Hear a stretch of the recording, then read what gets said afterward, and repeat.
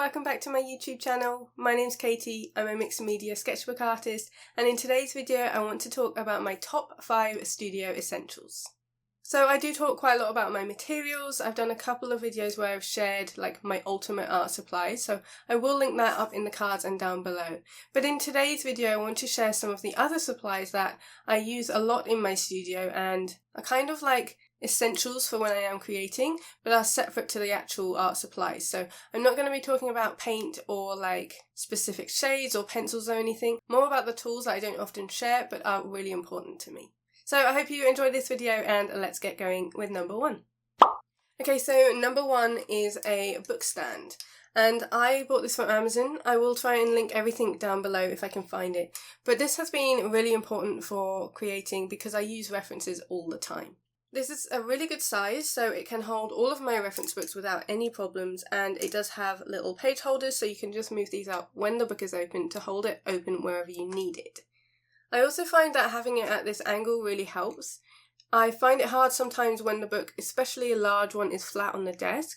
It just really helps to have it elevated and at an angle in front of me, so I do really recommend these if you do use reference books yourself. I very rarely don't use a reference. Sometimes I'll start with it and then I'll look at it less and less. But just having that starting point really helps me with my creative process. And being able to have all my reference books handily on the desk and displayed so I can see it without having to lose the page or, fumble around to try and find it again. Just having it on the stand in front of me is really helpful.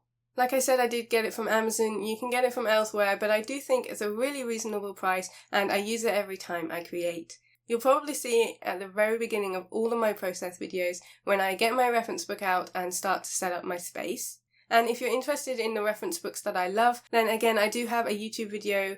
I have a couple actually on my channel now sharing my favourite reference books, so again I'll link that in the cards and down below. Next up is quite a basic one, but one that I use all the time, and that is clips. So I use clips for every single sketchbook session that I do when I'm creating, and it's kind of one of those things that I don't really think about now because it's just sort of subconscious for me to reach for them. And obviously it does hold my pages flat, and it also really helps things to stop curling. So when I am doing a full page spread, just having these clips on the edge of each page to hold it to the rest of the sketchbook definitely helps with it. Because I use my Royal Talon sketchbook all the time, the paper isn't super thick, so it does curl up a little bit. And just having these clips help to keep it down, and then I can finish creating without any problems, take it off when it's dried and shut the book nicely so it flattens it completely. But when I'm creating, these are really helpful to keep things in place. I also use them when I'm photographing, so when I photograph my sketchbooks, particularly when I'm holding it in front of my glass jars you can see there, it's really helpful to hold back the other pages so they don't flip in front. So that's not really an art thing, that's more of a display thing, but I find that really helpful too. And then the area that I find these most handy is when I am creating plein air. So I don't know if that counts as a studio essential because I'm using it outside, but I find these really helpful when I am creating plein air because it stops the pages from flapping about in the wind. And that can be really frustrating when you're trying to create, and here in the UK it can be quite windy, and so sometimes if you're using wet media, your pages might get really messy and flap about. So just having these clips are definitely essential for plein air work, so something to think about if you are wanting to do that this year. But again, I do use these in every single session, whether I'm outside or at home in the studio. So on that same vein of not wanting things to smudge on your page and keeping things nice and neat is actually linked with one of the most popular questions that I get asked. And that is if I use fixative in my sketchbook and how do I keep the pages so neat. And so my next top studio essential is actually just scrap paper. So I don't like using spray fixative in my sketchbook because I find the smell too strong. There's a few that I've tried on my channel and over on my Patreon, and I just found that although it did work and it held the media in place, I just found the smell a bit strong when I'm working in it so regularly. The smell does dissipate over time, but for me when I'm working in it daily, it's just too much. So all I do is just put scrap pieces of paper in between my pages.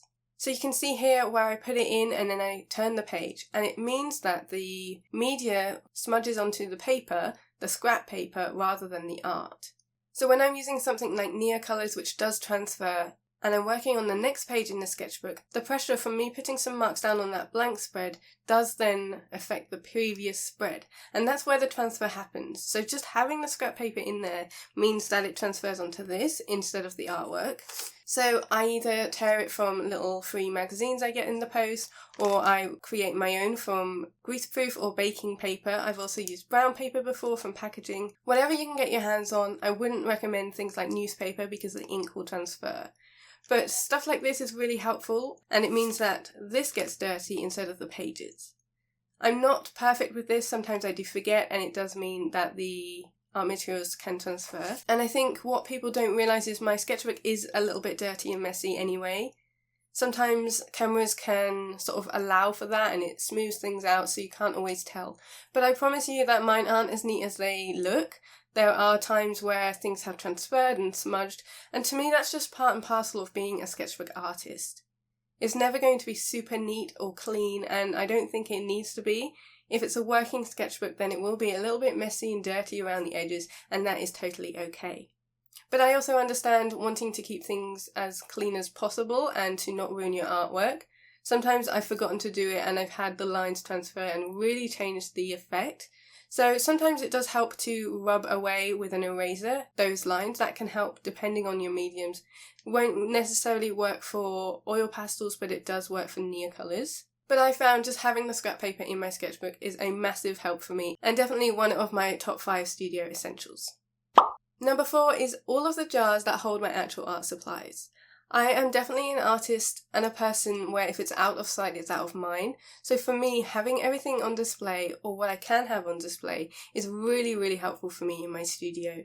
I've mentioned before I'm an impatient artist and I just want to get going. So having them not in boxes, not in drawers, and just out on the shelf, meaning that I can just pick them when I want, is super helpful for me, and it does mean that there's just one less barrier of entry to creating.